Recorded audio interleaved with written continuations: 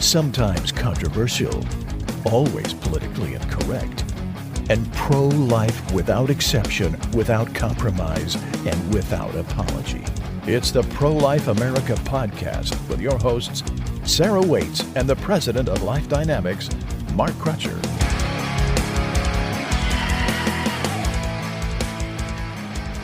Hello, guys. Welcome to our second show for 2023. I'm Mark Crutcher. And I'm Sarah Waits. You're Sarah Waits, lurking on the other side of the table. She doesn't like me to say lurking. It's just kind of a weird introduction for every show. No, really, it isn't. It's very, very appropriate.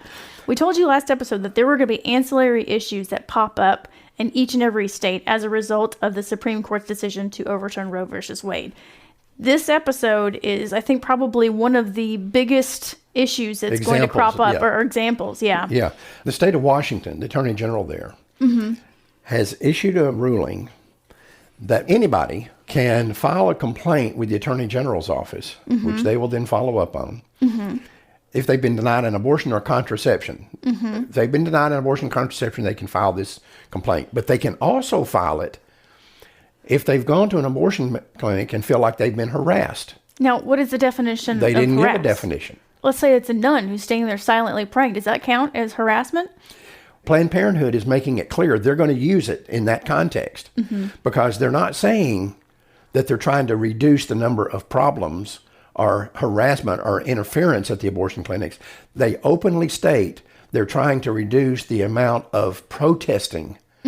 So they're opposed to the protesting. Whether the protesting has an effect or not is beside the point to them. They just don't want the protesters there. What if you're not protesting abortion, though? What if you're there, if you're an employee of that abortion clinic, and you're protesting them not allowing employees to unionize? Ooh, that's an interesting question. Now, are you still arrested? You're within the bubble zone. That's nebulous. I like that. So, you know they're not going to. No, absolutely not. What that means is, though, it's not what the people on the sidewalk are doing. It's what they're thinking. Yeah, it's their motivation It's for a being thought there. crime.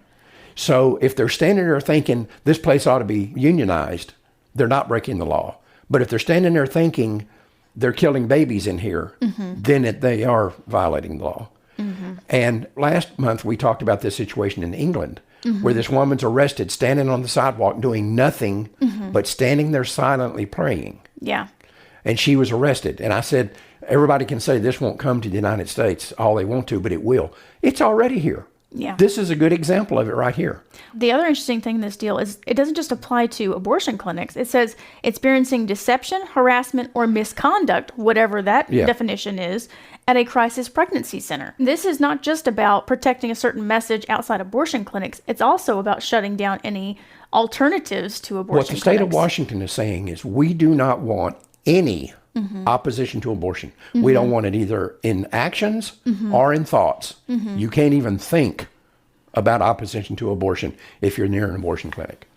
The other big thing on this deal that ties into everything else that we're seeing going on right now is two other things that you can complain about on this form is denial of insurance coverage for abortion and pharmacy refusal to fill a prescription for birth control, emergency contraception, or abortion pills. Right. And we are seeing them ramping up the expansion of emergency contraception or Plan B and abortion pills. And now the FDA has come out with a ruling just a couple of days ago saying that pharmacies would be allowed to dispense abortion pills. Yeah, it says patients will still need a prescription from a certified healthcare provider, but any pharmacy that agrees to accept those prescriptions and abide by certain other criteria can dispense the pills in their stores or by mail order.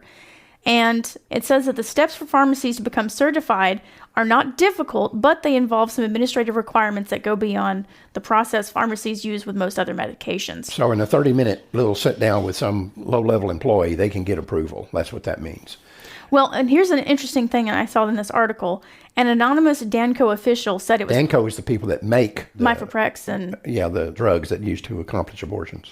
Yeah, so an anonymous Danco official said it was possible that more healthcare providers would decide to become prescribers if they could now write prescriptions that pharmacies can fill instead of having to stock the medication themselves. Right. Now, you can also get prescriptions online.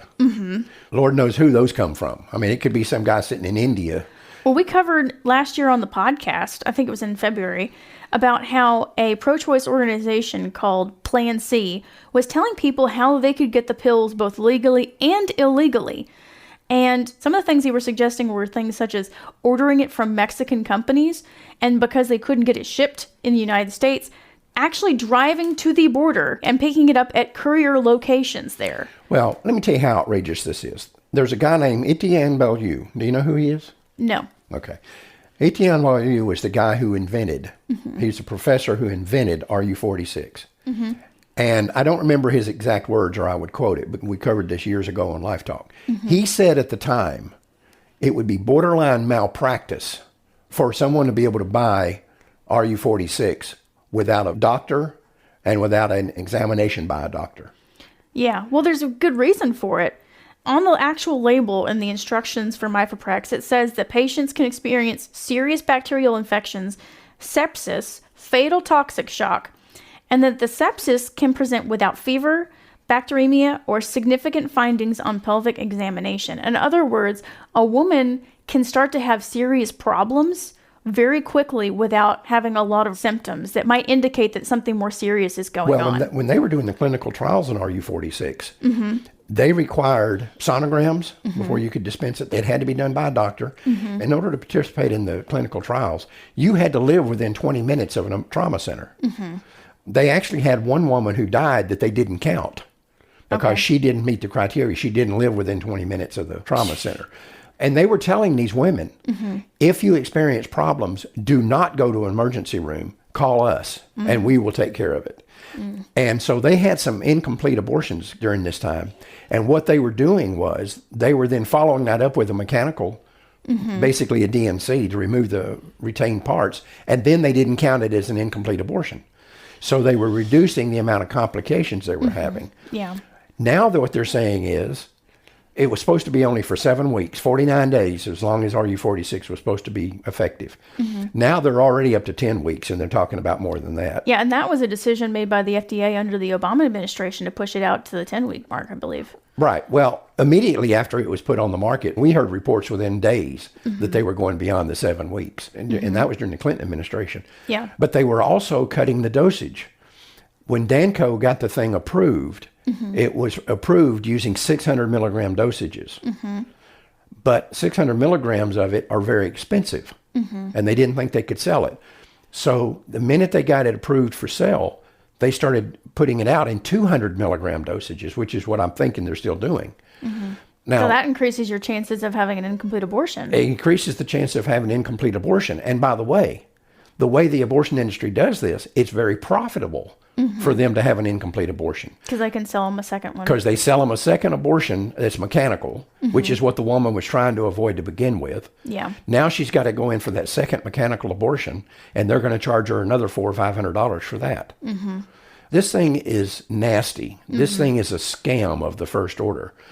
And for them to now say, not only do doctors not have to be involved, we're going to let maybe a doctor, maybe not a doctor, some guy in India on the internet give you a prescription to go get it, and you're going to be able to go to Walgreens or Walmart or wherever it might be and fill that prescription. Well, how many times, if you're doing a telemed appointment, if you're getting it online, what chance is there that you're actually going to get a follow-up appointment? Zero. Yeah, because Danco Laboratories, the people who make this, say that follow-up is needed to confirm complete termination of pregnancy. Right. They also talk about how seeing a physician is important to make sure that they don't have an ectopic pregnancy, because taking this drug, if you have an ectopic pregnancy, is dangerous. Yep. I mean, these women are basically going to be... They're going to be guinea pigs. Yeah. It's no different than what women have been subjected to over birth control pills. You know, you see a new trendy birth control pill come out about every 6 months, and it's got some clever little name for it, and they have these ads on television that show these together nowadays women flying around a corporate jet, and they're the ones who use these birth control pills. 6 months later, it's off the market because women have died or had strokes or whatever from it, and there's another one coming out. They're using women as guinea pigs. This is a classic example of that. They don't care if the woman has an ectopic pregnancy and they sell her a chemical abortion that doesn't work and she's still got an ectopic and she dies. They don't care about that. Yeah. What they care about is that they sold her a chemical abortion. That's what this is all about. Oh, yeah, absolutely. And in this deal that the FDA has changed the rules saying that retail pharmacies can prescribe it, there's an interesting thing that has popped up that I'm not sure many people know about. Maybe they do, maybe they don't. But in recent months, especially at the end of 2022, Walgreens and CVS have started buying up primary care companies. Yeah, mainly these doc-in-the-box places. So you're talking about like non-emergency the ER. Yeah. In October 2022, Walgreens was reported to have spent $6 billion with a B dollars in a company called Village MD, which is a primary care company, and that they were looking to merge with another company called Summit Health. Walgreens has also invested another $5.2 billion to escalate the rollout of hundreds of doctors' staff at clinics and its drugstores. They also invested $330 million for a 55% control of CareCentrix, a home healthcare company. CVS beat out Amazon and other companies a few months ago to get Signify Health for $8 billion. Now, Signify Health is a home healthcare company as well. And CVS Chief Executive Karen Lynch said the company will, quote, enhance our health services in 3 categories: primary care, provider enablement, and home health. Okay. When I look at all of this, what I'm seeing is, I don't know that CVS or Walgreens or Walmart or whoever these people are, I don't know that this is the reason they're doing it. Yeah. But what's going to happen is they're going to be in a position then to say, if a woman wants an abortion pill and she needs a doctor's prescription to get it, we'll give you the doctor. They're laying the groundwork. Whether this is their intent or not, it's what will happen. Well, I think this is part of a push for telemed health. We saw how this was kind of starting to be rolled out on a more wide scale during 2020 and the COVID pandemic. Yeah. And I think these companies are trying to ramp that up. And I think the biggest benefactor of that is going to be these places that prescribe chemical abortions. Now, what might be interesting about all this, and they're laying the groundwork for that. Don't make any mistake about that. Oh, yeah, absolutely. So that they'll be the one-stop shop. Right? Yeah, because if you need a doctor to prescribe this to you and they happen to have the medications that they can give you, well, they'll just provide the doctor along with it. If they own the nearby doc-in-the-box, they got no problem. Well, in the case of CVS, they also own the insurance company that will pay for it. So, yeah, this is insidious. But I'll tell you something that we might think about here, and you've already brought this up. Tinfoil hat moment. we might be at the very beginnings of a major confrontation within the abortion lobby. Between Planned Parenthood, who wants to do all these things that CVS and Walgreens and Walmart are already set up to do. Yes. That could be the next big battle over there. Because Planned Parenthood and others in the abortion industry have made it clear that chemical abortion is basically the future of abortion. And they have been trying and pushing to get telemed health available for chemical abortions for a really long time. The benefit of that is when you have a shortage of doctors who are willing to do abortions like they do, you can do a lot more abortions with chemical abortions with just fewer doctors. Not to mention, the doctors and the staff don't have to deal with the gore and the mess and the pulling the body parts out if a woman is taking pills at home. The onus on that is on her, and they can just wash their hands and be done with it. Yep. And you mentioned the mega center that Planned Parenthood opened up? Yeah. It was in Houston? Yeah, they opened up this gigantic facility down there several years ago. And I think it's 5 stories tall, if I'm not mistaken. It's a very expensive piece of property. But they're only using like the first 2 floors. And I'm convinced that one of the reasons, you say, well, why would they buy this place? And especially at a time when they were closing down clinics. They were closing down clinics and the abortion rate was going down. Why would they do that? Let's say you continue on with this situation of getting prescriptions online or prescriptions over the phone. You could put 5 doctors on one of those floors who does nothing but sit in front of a computer screen, and you could take doctors who, which is typically what you see working in abortion clinics. These are not the cream of the crop because nobody goes to medical school with the idea of becoming an abortionist or working at Planned Parenthood. This is what you get relegated to when you're a bad doctor or you have lots of malpractice claims or you just can't get a practice going. Then you can wind up working at Planned Parenthood. Well, you could take those same people and put them in that building down there, put a computer monitor in front of them, and they're in business.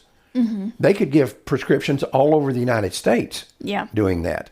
So I think there's a very good likelihood that you're going to see an internecine battle between Planned Parenthood and these pharmacies, unless behind the scenes right now, they're all working together. Yeah, because that's another possibility. Absolutely. But I think really what it boils down to is dollars and cents. And as much as Planned Parenthood, NARAL, NAF, and all these other pro-choice organizations talk about how they, quote, care about women and love women. Well, we know better than that. We know better than that. It's about the bottom dollar for them. Right. And it's really about how they can make the most money. And realistically, maybe I'm just naive. Maybe I just don't know the whole picture. But I think it's going to present a thorn in the side for them because it's going to be a major competitor. I mean, even though they have been trying to get the niche, especially with low-income healthcare and being the quote-quote healthcare provider of women for these sort of things, I think it's a lot more feasible and possible that women are going to prefer to go to some place like CVS and Walgreens without the stigma, without everything attached to Planned Parenthood, and get it from them, especially since CVS, Walgreens, they have far more locations than Planned Parenthood does. Well, think about it for a minute from a financial standpoint. If you're Planned Parenthood right now, you got to be thinking, we've been pushing this chemical abortion idea for years now. Yeah. And we're still pushing it. We think this is the future for abortion provision in America. But now But if we lose this market, then we're out of business. And this would again go back to something that you've heard me talk about here, and I've written articles about this. I think there's going to come a time, and I'm surprised it hasn't already happened, especially with the Biden administration, that they're going to bring Planned Parenthood into the federal government under the Department of Health and Human Services. They probably won't call it Planned Parenthood. They'll call it something else. But that's what it'll be. And Planned Parenthood will just become an agency of the federal government. That becomes even more important if it looks like they're going to lose this market to Walgreens and CVS. Oh, yeah. Interesting that you mentioned Biden because a bunch of the stuff within the FDA ramped up when Biden became president. Because when you saw that the Supreme Court might be overturning Roe versus Wade, Biden directed the Secretary of Health and Human Services to identify all ways to ensure that mifepristone is as widely accessible as possible, including through telehealth and sent by mail. I'll tell you something else that they've got to be doing right now. They've got to be putting systems in place that reduce their exposure to malpractice suits because this thing is going to create a lot of problems for women. Oh, absolutely. I had to have a prescription filled not too long ago, as you know. And it's a pretty powerful drug that they were going to give me for this length of time while this problem was going on.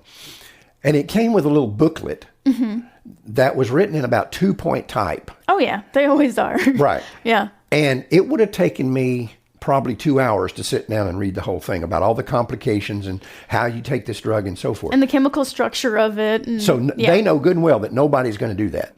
That booklet was put in with the drug. Because they're legally required to. But it's not there to protect me. It's there to protect them. Yeah, absolutely. Right? Because they can say, oh, well, we gave them all of the potential side effects. We give them an extensive document. Not only that, but in the case of something like RU46, this is even more important because there's certain parameters that you need to be able to take it. Yeah. They put that in this document, and then a woman dies from a septic infection because she had retained fetal parts, which is very common. So she has retained fetal parts, the parts become necrotic, and she drops dead. They're going to have a deal in there, and it says, once you've taken this pill, you need to go have your doctor give you a sonogram to make sure it was complete or whatever, knowing full well that nobody's going to do that. And I have the link so people can go read that document if they wish to, because it is online and you can read it. And yeah, there's specific things saying that if you experience this amount of bleeding for X amount of hours, or if you experience these things after a certain many hours, you definitely need to see an emergency physician for this. You need to go see a doctor about this. And how many women won't do that? Like I said before, how many women won't do any follow-up to make sure that they don't have any retained fetal parts? In this document, it says that there were rare reports of uterine rupture. Right. So, I mean... Again, these women are being used as guinea pigs. Yeah. And for someone to sit up here and suggest that the abortion lobby and the people who are pushing all of this care about women... It's laughable. These people are pathological, bald-faced liars. They don't care at all. What they care about is the political benefits that come from being pro-abortion and the money that comes from selling these things. It reminds me of when the follow-up to our baby parts deal that came out that was done by David DeLeyden. And one of the videos, that woman who was talking about the sale of aborted baby parts, she said she wanted a Lamborghini. Right. That's what it's all about. That's what it's all about. It always comes down to that. Always.